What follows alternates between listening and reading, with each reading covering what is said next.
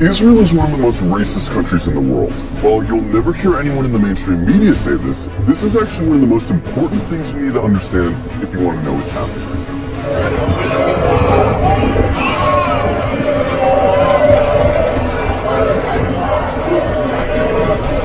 From its inception, the whole idea of Israel as a country was based on racism.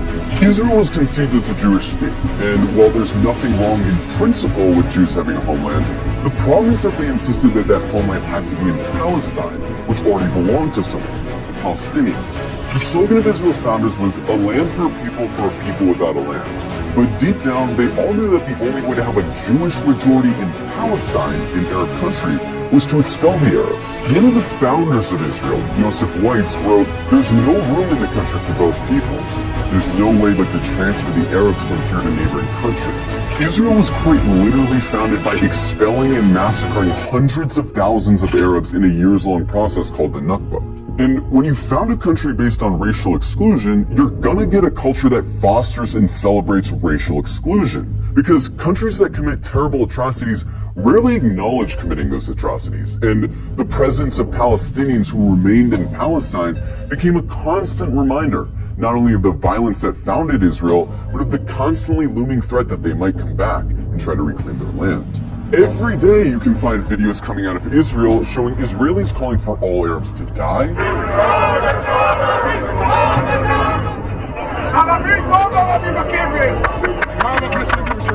insulting the Prophet Muhammad,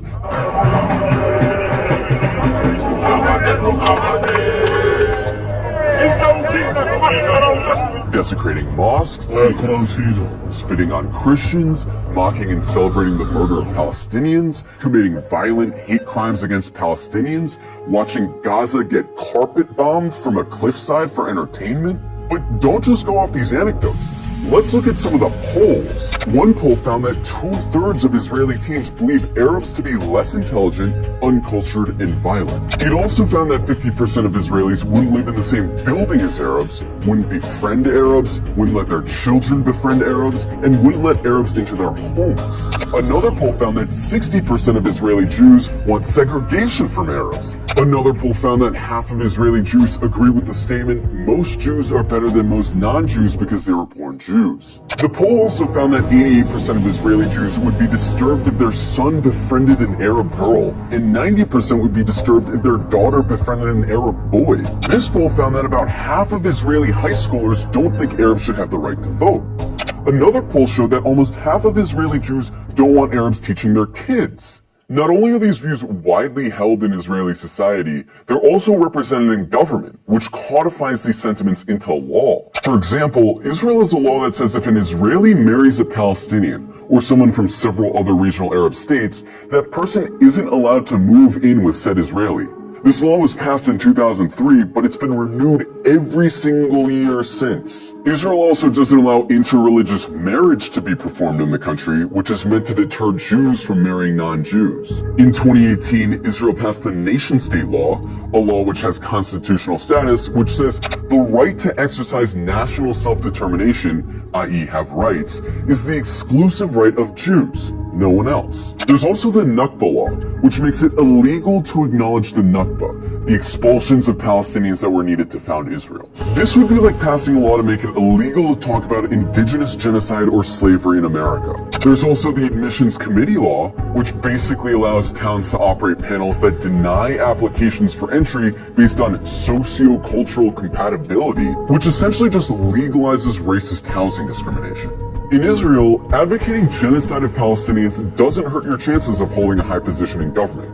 And in fact, in many cases, it helps. In 2014, Israeli lawmaker Ayelet Shaked wrote an unhinged rant on Facebook, calling all Palestinians enemy combatants and saying their mothers should be killed for giving birth to, quote, little snakes. The next year, she was appointed Minister of Justice by Benjamin Netanyahu.